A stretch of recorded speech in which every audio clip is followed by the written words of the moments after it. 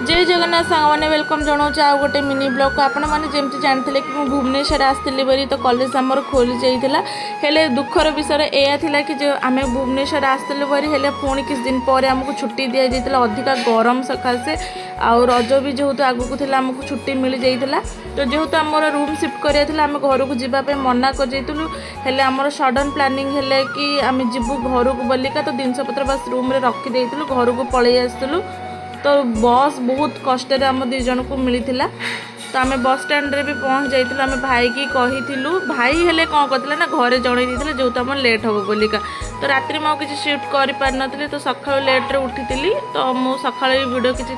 suit करदे direct lunch